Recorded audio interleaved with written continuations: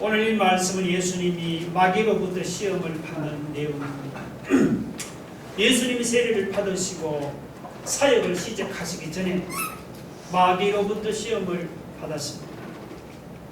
근데 저는 이 부분을 읽을 때마다 예수님이 마귀로부터 시험을 받았다는 그 사실이 참 이해가 잘 안 되었습니다. 죄 없는 하나님의 아들이 어떻게 그 마귀로부터 시험을 받을 수가 있습니까?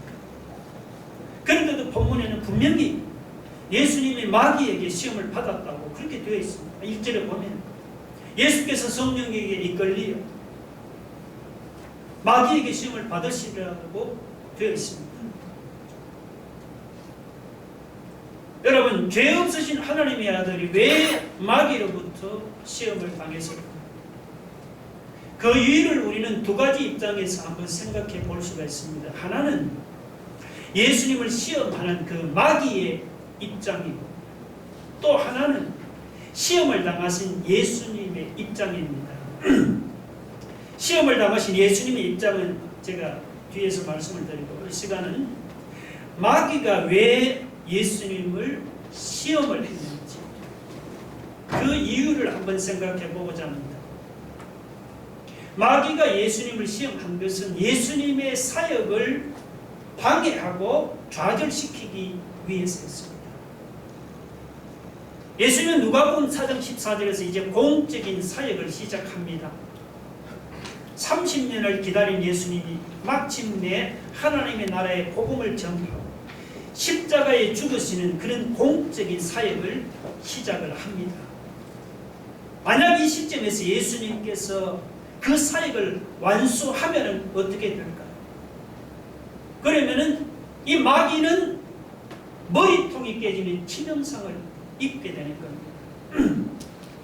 마귀에게는 예수님이 사역을 완수하는 것이 정말 큰일이죠.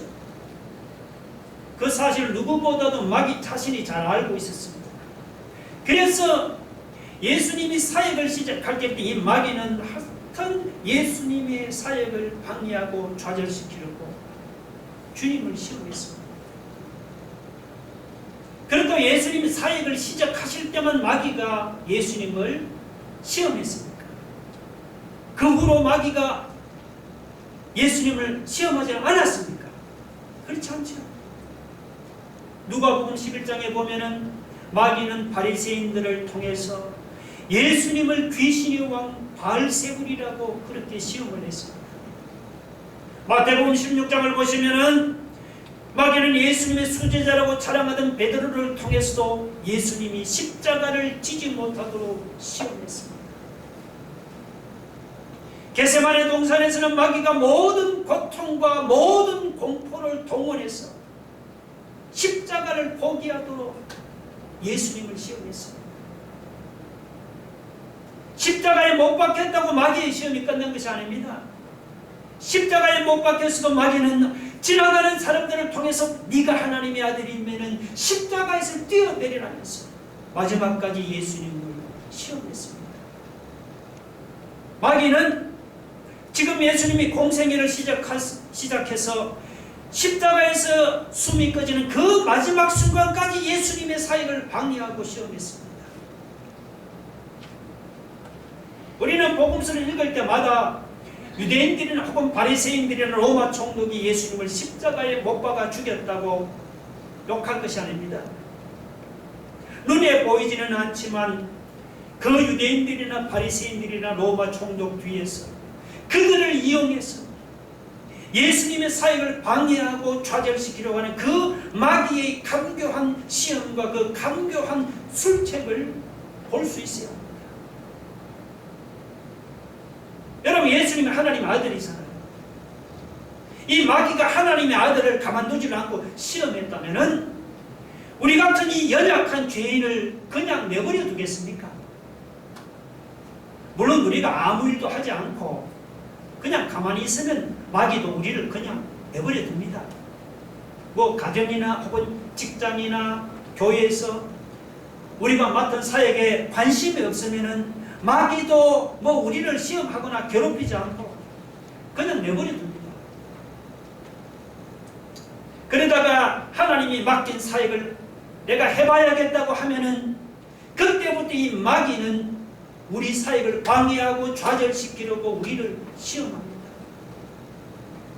내가 모처럼 마음을 잡고 내가 집안에서 가정의 사역을 잘 감당하고 회사에 가서 혹은 교회에서 내가 맡은 사역을 한번 잘 감당해 보아야겠다고 여러분이 생각을 합니까? 그러면 그때부터, 그 전까지는 가만히 있던 마귀가 갑자기 그때부터 내 사역을 방해하고 좌절시키려고 나를 시험합니다. 그리고 마귀가 뭐 직접 나서서 나를 시험하는 게 아니에요. 마귀는 예수님의 아주 적대적인 바리새인들을 통해서 예수님을 시험하듯이 때로는 나를 싫어하는 사람들을 통해서 나를 시험해 옵니다. 이 마귀는 예수님의 수지자인 베드로를 통해서 시험하듯이 때로는 내가 믿는 사람이나 혹은 내가 사랑하는 가족이나 혹은 나와 가까운 친구들을 통해서 나를 시험해 옵니다. 내가 모처럼 마음을 잡고 가정을 세우려고 하면은 아내는 남편이 방해합니까? 내가 회사에서 한번 열심히 일하려고 하면 괜히 동료가 갑자기 세움을 내서 나를 방해합니까? 이제부터 내가 교회 봉사를 좀 열심히 해야겠다고 결심을 하면 갑자기 집안에 일이 생겨서 방해합니까? 그렇다고 여러분 집안일이나 혹은 동료를 핑계대지 마세요. 아내는 남편을 핑계대지도 마세요. 아내나 남편이 혹은 회사 동료나 혹은 집안일이 우리 사역을 방해하고 시험하는 것이 아닙니다. 마귀가 사랑하는 아내나 남편 뒤에서 가정을 세우지 못하도록 방해합니다. 이 마귀라는 놈이 회사 동료 뒤에서 나로 하여금 회사 일을 하지 못하도록 방해를 합니다. 마귀가 집안일을 핑계 삼았어. 모처럼 마음 먹었는데 그 교회 봉사를 하지 못하도록 방해하고 시험합니다. 여러분, 눈에 보이지 않는 마귀가 눈에 보이는 사람이나 혹은 일을 통해서 우리를 방해하고 시험한다는 사실을 여러분이 기억하시기 바랍니다. 자, 그런 마귀가 어떻게 예수님을 시험했습니까? 본문을 보면 마귀가 세 가지 문제를 가지고 예수님을 시험했습니다. 잘 아시죠? 첫째 시험은 돌이 떡이 되게 하라는 시험 아닙니까? 사람들 보면 마귀가 이르되 네가 만일 하나님의 아들이거든 이 돌들에게 명하여 떡이 되게 하라. 여러분, 이 돌이 떡이 되게 하는 시험은 인간의 가장 근본적인 문제라고 할 수가 있습니다.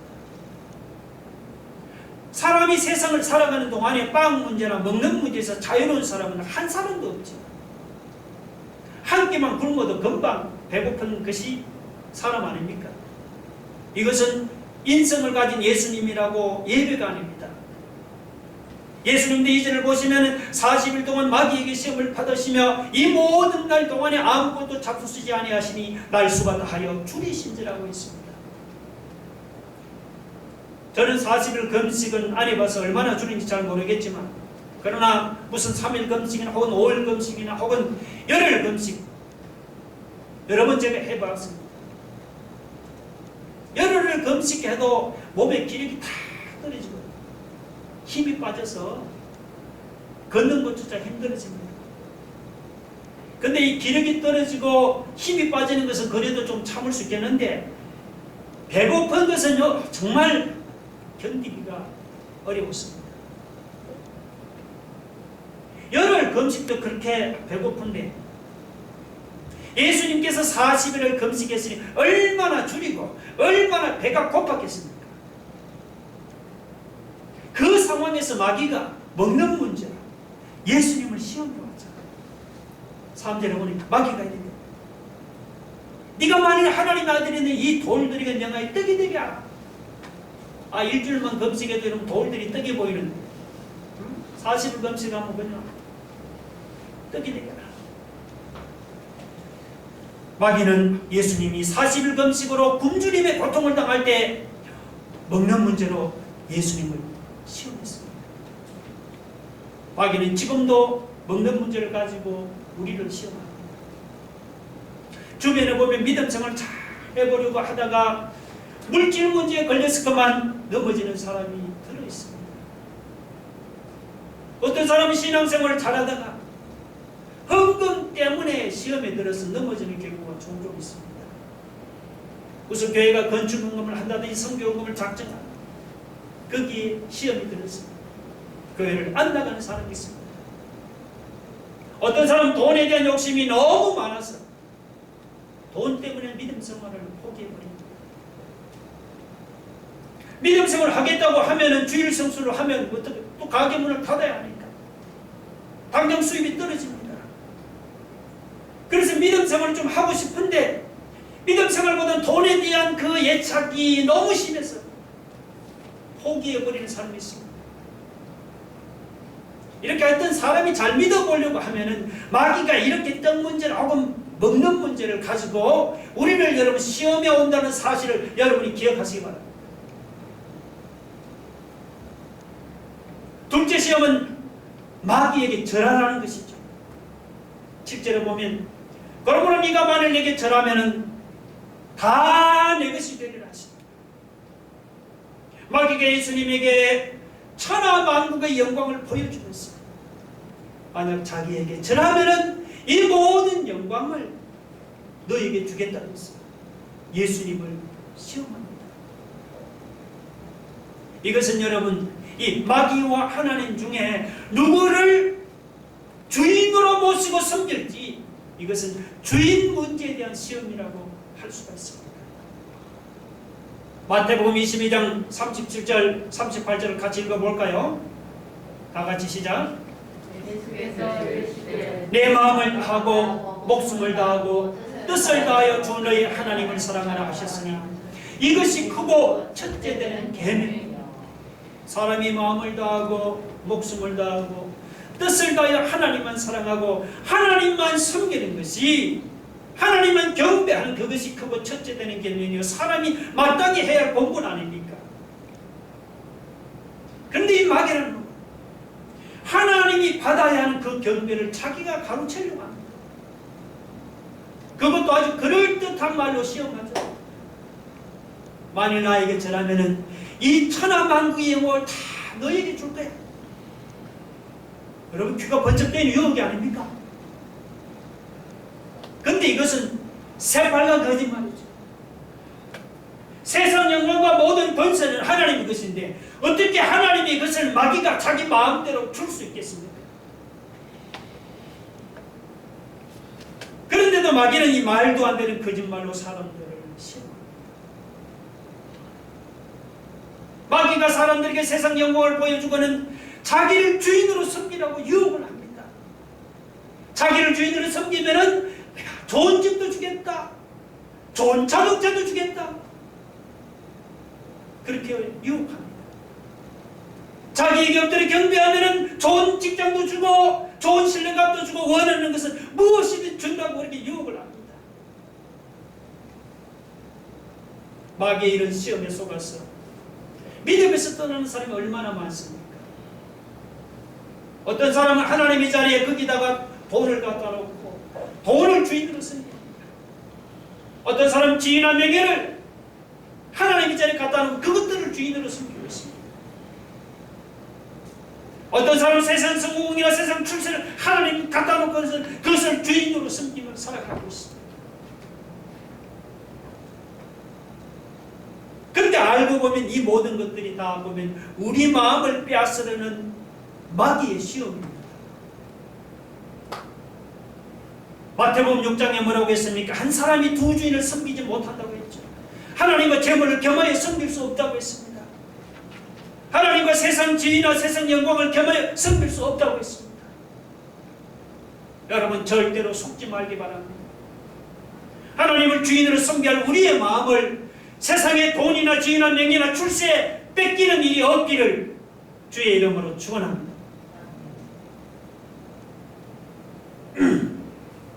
세 번째 시험은 뭐죠? 높은 데서 뛰어내리라는 것이죠. 여러분 9절에 보면 또 이끌고 예루살렘으로 가서 성전 꼭대기에 세우고 이르되 네가 만일 하나님의 아들이거든 여기서 뛰어내리라. 자, 마귀가 예수님을 성전 꼭대기에 세우고 네가 만일 하나님의 아들이면 뛰어내려 보라는 것입니다. 그러면 성경 꼭대기에서 뛰어내리면 어떻게 된다는 말입니까? 마귀가 하는 말은 10절 11절에 보세요. 기록되었으되 하나님이 너를 위하여 그 사자들을 명하사 너를 지키게 하시니 또한 그들이 손으로 너를 받들어 내 발이 돌에 부딪히지 않게 하시리라 하였느니라. 마귀가 시험하는 말이죠. 뛰어내리면 어떻게 한다는 거예요? 네가 뛰어내리면 하나님이 천사들을 보내어서 예수님이 땅에 떨어지지 않도록 그렇게 지키고 보호해 주신다는 그런 말이에요. 자, 그 밑에 각 줄을 보시면 이 구절은 마귀가 시편 91편 11절 12절에서 인용한 것이죠. 앞에서 마귀가 예수님을 시험할 때는 예수님은 그 마귀의 시험을 어떻게 물리쳤습니까? 기록된 바 하면서 예수님은 하나님의 말씀을 인용해서 그 마귀의 시험을 다 물리쳤죠. 자, 그러니까 이번에는 마귀도 예수님을 흉내내서 하나님의 말씀을 가지고 시험을 했어요. 그러니까 이것을 보면 여러분, 마귀가 보통 간교한 놈이 아닙니다. 그런데 마귀가 하나님의 말씀을 인용한다고 했지만 사실은 이 10절 11절은 잘못 인용했습니다.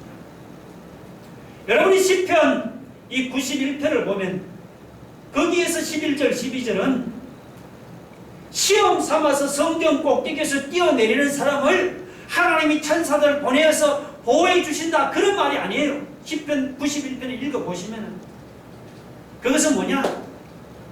하나님을 믿고 하나님을 의지하는 사람을 하나님께서 재앙이 미치지 못하도록 천사들을 동원해서라도 기적적으로 보호해 주신다, 그런 말이에요. 그런데 마귀는 예수님에게 네가 하나님의 아들이 한번 시험 삼아서 성전에서 뛰어내려 보라는 것입니다.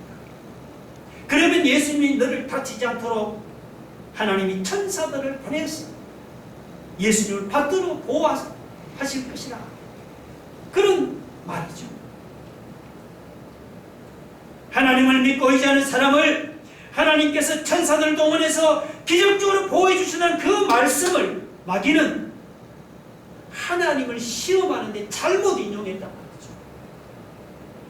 말이죠. 여러분, 신천지 같은 이단들이 다 보면 성경을 이렇게 잘못 인용하고 있습니다. 성경을 쓰기는 쓰죠. 이단들은 보면요, 성경 여기저기서 자기들 입맛에 맞는 성경 구절을 다 뽑아냅니다. 그리고는 그것을 하나님의 말씀이라고 인용을 합니다. 물론 말씀이 맞지요. 그러나 성경 구절은 여러분 어떻게 읽어야 하나? 성경 구절은 그 성경 구절 자체만 뽑아서 읽지 말고 항상 보면은 그 앞뒤 문맥을 고려해서 읽어야 하는 거예요. 그건 상식적이죠. 이렇게 여러분이 문맥을 고려해서 읽으면은 이 시편 91편 11절 12절은 어떤 의미입니까? 하나님을 믿고 하나님을 의지하는 사람은 하나님께서 때로는 어려울 때는 천사들을 보내서 기적적으로라도 보호해 주신다, 이런 뜻이다 말이죠. 그런데 마귀는 그 앞된 문맥을 잘라버리고 그냥 그 말씀은 가지고 네가 이 말씀 믿고 시험 삼아 성경 공대기에서 한번 뛰어내려보라. 그러면 하나님이 사람을 보내서 천사를 보내서 네가 죽지 않도록 보호해 주실 것이다, 이렇게 잘못 인용했습니다. 예수 믿는 신자가 성경을 모르면 이단이 성경을 잘못 인용해도 그런가 보다 하고 그냥 넘어가 버립니다. 실제로 성경을 몰라서 여러분 신천지로 빠져들고 넘어간 신자들이 얼마나 많은지 모릅니다. 여러분이 이단의 그 시험에 넘어가지 않기를 원하신다면 여러분 딴 데 가서 기웃거리지 마시고 자기 교회에서 가르치는 성경 공부에 관심을 가지시고 여러분이 성경을 배우시기를 바랍니다.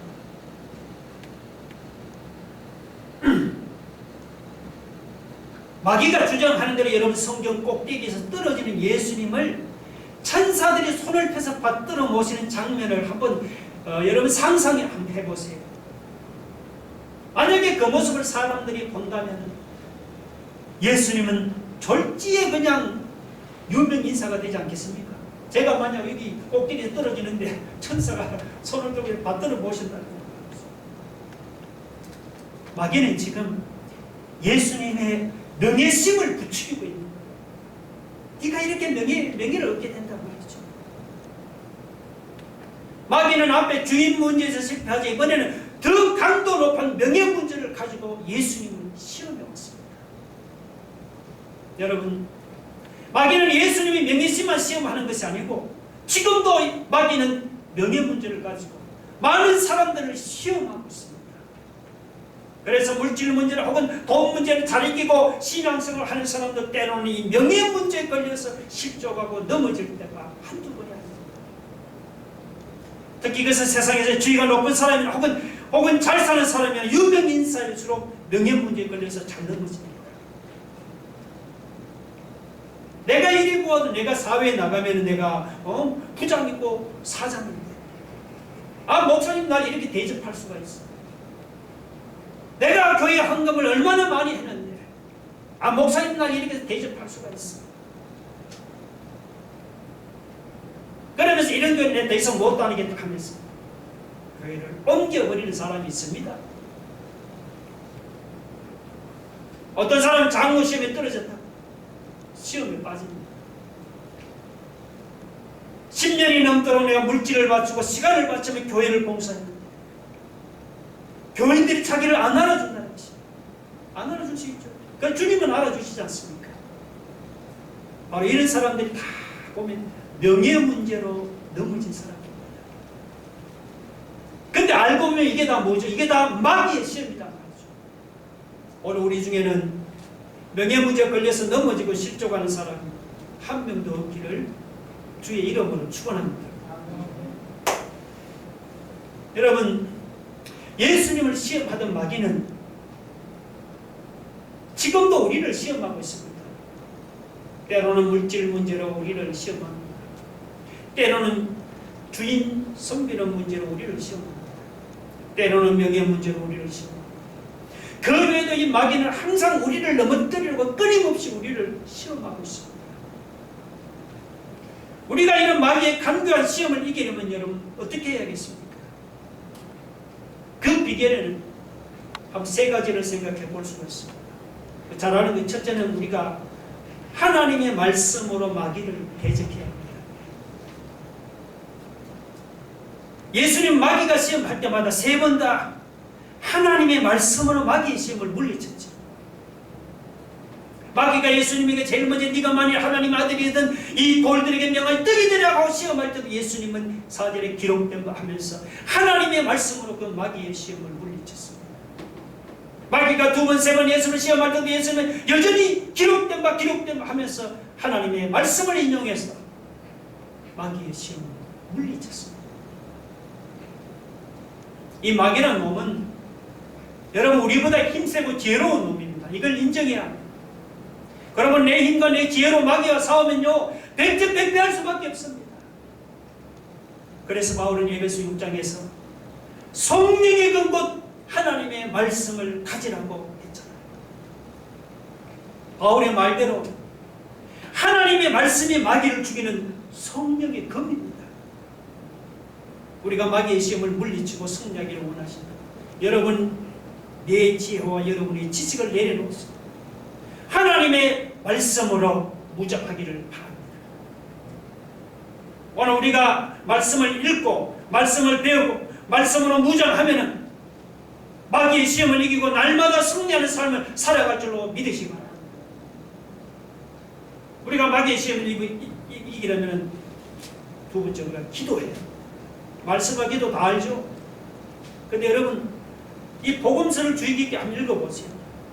참 읽어보면 예수님은 시시때때로 기도했습니다. 한번 찾아볼까요?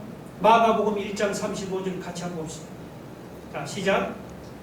새벽 아직도 밝기 전에 예수께서 일어나 한적한 곳으로 가사 거기서 기도하시다. 언제요? 새벽 아직도 밝기 전에. 마가복음 6장 46절입니다. 시작. 무리를 작별하신 후에 기도하러 산으로 가시더라. 산기도하셨습니다. 새벽기도 하시고 산기도 하시고, 누가복음 22장에 보면 겟세마네 동산에서는 땀방울이 핏방울이 되도록 기도했다고 했잖아요. 예수님은 하나님의 아들로 가장 기도하지 않아도 될 하나님의 아들이겠습니다. 이렇게 기도에 여러분 힘을 쓴 이유가 뭘까요? 그것은 여러분 우리에게 본을 보이기 위해서입니다. 보라, 하나님의 아들도 내가 이렇게 기도에 힘을 썼으니 너희는 마땅히 기도에 해야 한다는 그런 말씀입니다. 하나님의 아들도 기도로 마귀의 시험을 물리쳤다면 여러분 우리같이 연약한 죄인이 기도하지 않고 어떻게 이 마귀의 시험을 이길 수가 있겠어요? 생각해 보세요. 하나님의 말씀에 아무리 성령이 금이라고 해도 여러분 우리가 기도하지 않는다면 아무런 소용이 없습니다. 우리가 기도할 때 비로소 하나님의 말씀이 성령의 검이 되는 거예요. 우리가 기도할 때 마귀가 도망가는 역사가 나타나고, 우리가 기도할 때 우리가 마귀의 시험에 이기고 날마다 승리하는 역사가 우리 앞에 나타날 줄을 믿으시기 바랍니다. 그래서 우리가 기도 불순종을 이렇게 나가는 거예요. 마귀의 시험을 이겨본 세 번째, 우리가 예수님 앞으로 나가야 합니다. 자, 앞에서 마귀는 예수님의 사역을 방해하려고 예수님을 시험한다고 했잖아요. 제가 처음에. 그러면 예수님은 왜 마귀로부터 시험을 받았을까요? 예수님 입장에서 생각하면 그 이유는 뭐냐? 그것은 시험당하는 우리를 이해하고 도와주기 위해서입니다. 여기 히브리서 2장 18절 같이 볼까요? 다 같이 시작. 그가 시험을 받아 고난을 당하셨습니다. 시험받은 자들을 능히 도우실 수 있는 것입니다. 여러분, 고난당해보지 않은 사람이 고난당한 사람이 이해할 수 있겠습니까?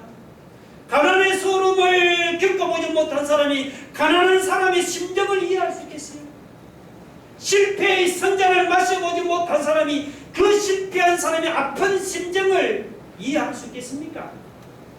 질병의 고통을 당해보지 못한 사람이 입원해 있는 그 병든 사람의 심정을 이해할 수 있겠습니까? 비상적으로는 조금은 이해할 수 있을지 모르죠. 그러나 당사자 입장에서 절대로 이해하지 못합니다. 그런데 예수님은 하나님의 아들이십니다. 우리가 당하는 고난과 우리가 당하는 가난과 우리가 당하는 질병과 슬픔을 다 당하셨습니다. 그래서 예수님 앞으로 나가면 시험받는 자들을 능히 도와주실 수가 있습니다. 우리가 예수님 앞으로 나가기만 하면은 고난당한 자, 가난한 자, 실패한 자, 질병으로 고통당하는 자를 예수님이 능히 도우실 수가 있습니다. 마귀는 예수님을 시험하고 있습니다. 예수 믿는 신자도 끊임없이 시험합니다. 여러분, 지난 한 주 동안 시험 안 당했습니까?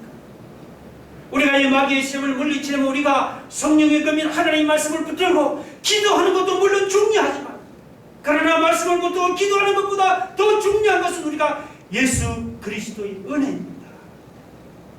예수님이 우리에게 은혜를 주셔야만 우리가 이 마귀의 시험을 물리칠 수가 있는 거예요. 히브리서 4장 16절 같이 봅시다. 다 같이 시작. 그러므로 우리는 긍휼하심을 받고 때를 따라 돕는 은혜를 얻기 위하여 은혜의 보좌 앞에 담대히 나아가시라. 은혜의 보좌 앞에 담대히 나아가라고 했습니다. 은혜의 보좌 앞에 나아가서 예수님의 은혜 안에 잠겨서 살아갈 수 있기를 바랍니다. 여러분이 예수님의 은혜 안에 잠겨 살아가면 마귀가 아무리 우리를 시험해도 우리는 능히 그 은혜로 물리치고 승리하는 삶을 살아갈 줄로 믿으시기 바랍니다. 다 같이 눈을 감고 가슴에 두 손을 모아보세요.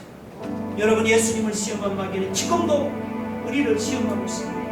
여러분의 사역을 어찌든지 방해하는, 우리가 믿고 사랑하는 가까운 사람들을 통해서 때로는 경제 문제로, 때로는 무슨 주의 문제로, 때로는 명예 문제로 마귀는 여러분 끊임없이 시험하고 있습니다. 우리가 말씀으로 무정, 기도로 무정하지 않고 어떻게 살 수 있겠습니까? 그 이유는 주님의 은혜를 구해야 합니다. 주님이 우리에게 은혜를 할 수 있어. 주여 우리에게 말씀과 기도